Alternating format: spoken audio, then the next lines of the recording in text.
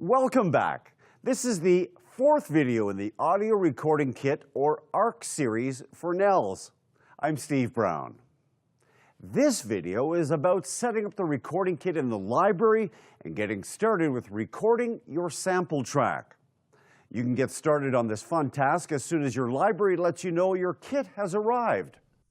The first thing you should do is book some time at the library. How much time? Well, it's better to expect the unexpected and plan for a lot more than you actually need. We recommend booking an hour or two. Aim for 2 if you can. If you've never done anything with recording before, you may want to book 2 sessions, one to learn the ropes and another to record your sample. While you're at the library, you might not be able to get much, if any, technical assistance.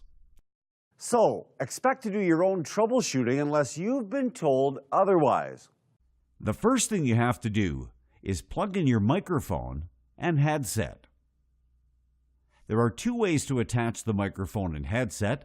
One is using the micro pink and green plugs. The other is a USB plug. Preferably, they should go into the back of the computer because those connections go directly to the computer's sound card. For the micro plugs, you can easily match pink with pink and green with green.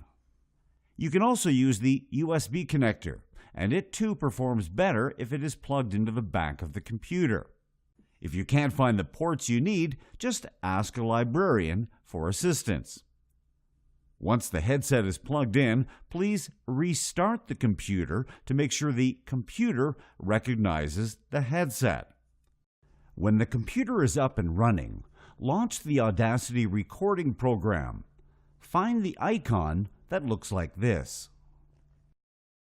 From now on, when you have questions or problems, use the instructions on the nnels website.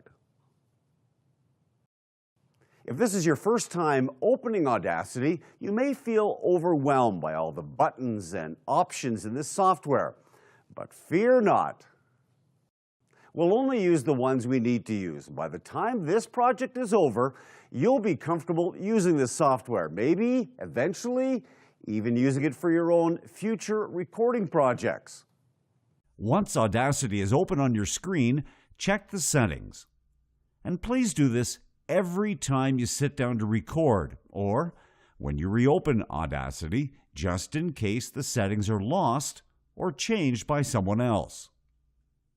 If you see options different from the ones we're going to describe next, please check out the other options on the nnels website. First, we're going to make sure your mic and headphones are selected in the recording input. That's the area up here, where there are 4 drop-down menus. First, it's important that your microphone and headphones are selected in the Recording Input drop-down box.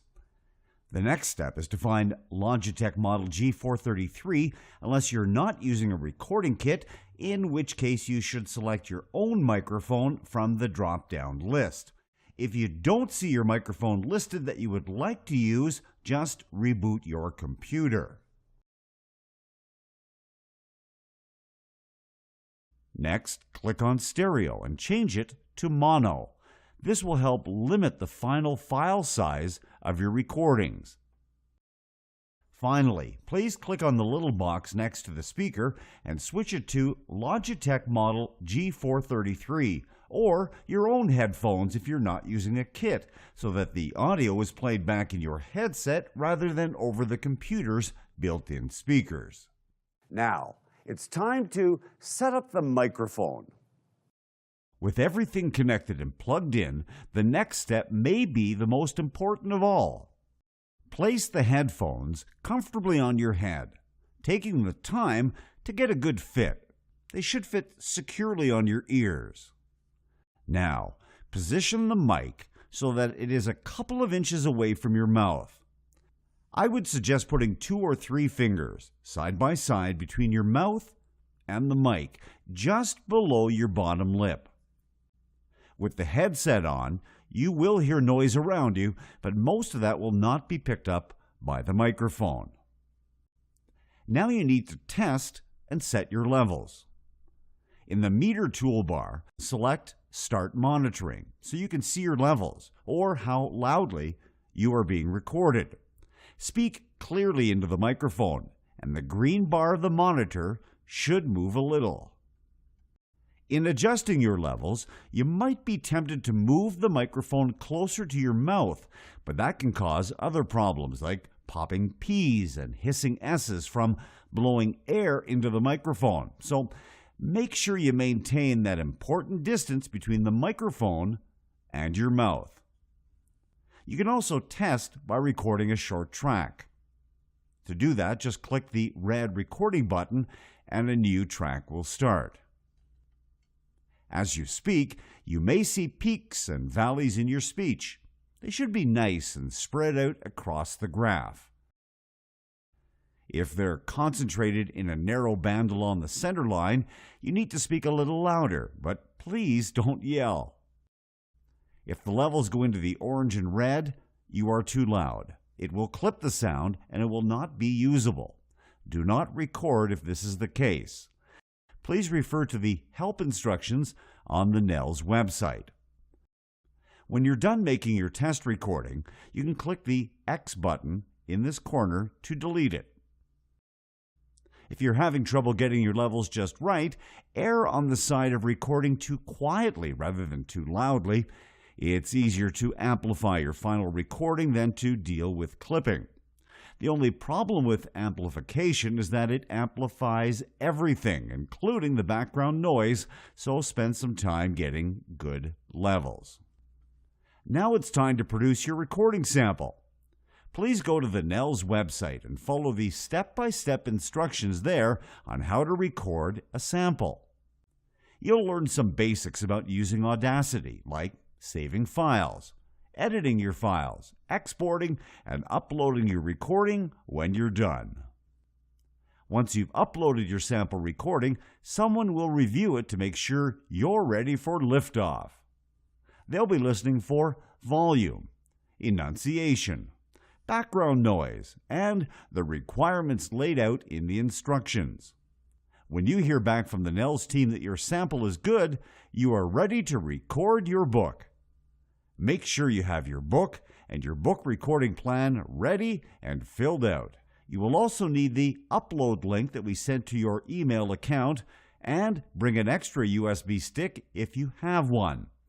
They're also called flash drives or memory sticks and only go in one way.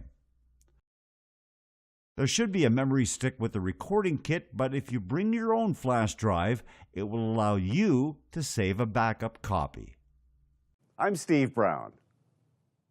This program is brought to you thanks to the Government of Canada's Social Development Partnerships Program, Disability Component. Special thanks to our hosts, the Concord Public Library and the Chestermere Public Library. We'd also like to thank the Canadian Council of the Blind, the staff at Calgary's Memorial Park Library, Lynn Thornbear, Luke Gray, and Timeline Media. If you'd like more information, please visit our website at nnels.ca/volunteer. Thank you for watching.